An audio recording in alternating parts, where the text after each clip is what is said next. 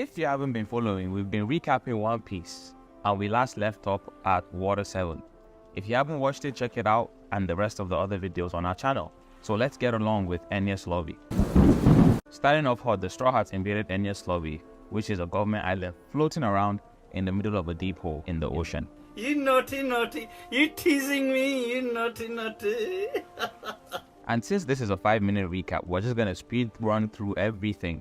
So starting off, the Straw Hats are in Enies Lobby to rescue Robin, who has been kidnapped by CP9 because she's the demon child that can destroy the world. So Luffy rushes in to meet up with Blueno to get his lick back after being beaten up the first time in Water 7.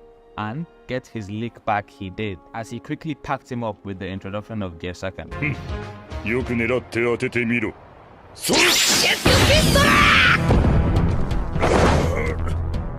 After that, the epic show-off between CP9 and the Straw Hats happened, where they all lined up and Luffy asked Soge King to shoot down the world government flag, which essentially declared war on the world government.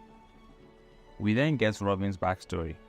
Robin as a child was bullied because of her devil fruit powers. She also didn't have a mom and she was living in her abusive auntie's household, like Cinderella you might say. But she always wanted to be an archaeologist, and she learned about the poneglyphs and the language of the poneglyphs from the scholars in Ohara. She grew up in Ohara, which was basically a knowledgeable town, and they were researching the Void Century using information from the poneglyphs, which was illegal according to the government.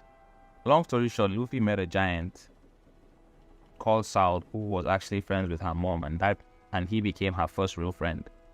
But then a buster call was called on Ohara because the government found out they were researching the Void Century. The buster call is essentially 10 marine ships that are gonna come and bomb the island to oblivion, which is what happened. Robin ended up losing everything, seeing her mom killed in front of her and losing her family and her home and all her friends, but was saved by the kindness of Aokiji, who gave her a path using ice to be able to survive. But she was also placed an 80 million bounty at 8 years old. The rest of her life she was on the run from people, as people wanted to turn her into the government and to get the money. But she was also a danger to every single person she meets, as the government will always come chasing for her or other people that are looking for the bounty. So she never belonged anywhere until she met Crocodile and joined Barako Works. And then that happened and we met the Straw Hats, and we're back to the present story. So Robin doesn't believe she deserves to live, but Luffy rejects that and shows her that he's willing to go to war with the world government to ensure that she gets what she wants. She lives out her dream and she deserves to live. And Robin then says,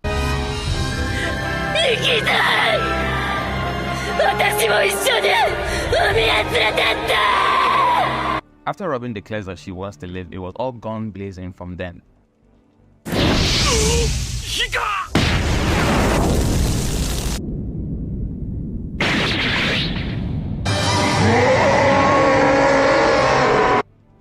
As the matchups between the Straw Hats go on, Spandown mistakenly calls a buster call, which then results to marine ships pulling up to Enies Lobby to destroy the place. As that is going on, Luffy meets up before his rematch with Rob Lucci, in which would be one of the most epic battles in all of One Piece, with Luffy finally eclipsing the Leopard with his famous Gatling gun.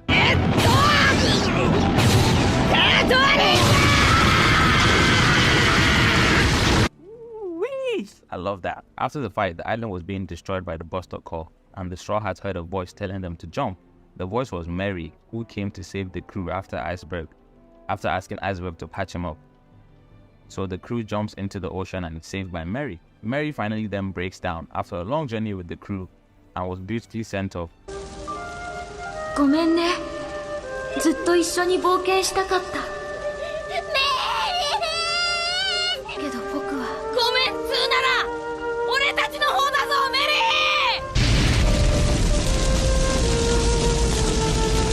Tears, I'm telling you guys.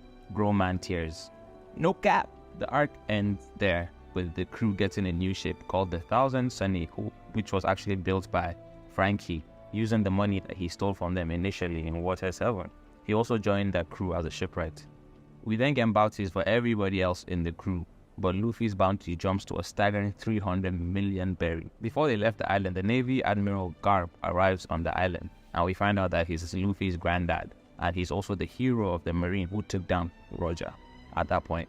We also find out that Dragon, who saved Luffy in Logtown from Smoker, was actually his father, and he's the most wanted man in the universe, and also the head of the Revolutionary Army. We also find out about the Yonkos, which Shanks is one of them, and they're the strongest pirates in the sea. We had a little reunion between Kobe and Luffy. That was nice because we got to see their friendship. Usopp finally apologizes for his stupidity earlier on in the arc, and he joins the crew and they head on. Before the final arc ends, important things happen.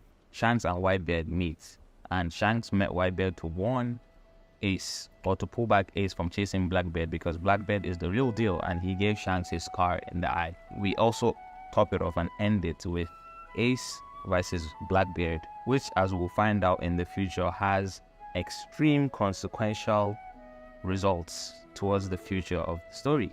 But that brings us to the end of Enies Lobby. Don't forget to comment, like, subscribe. Catch you in the next One Piece arc recap. Peace.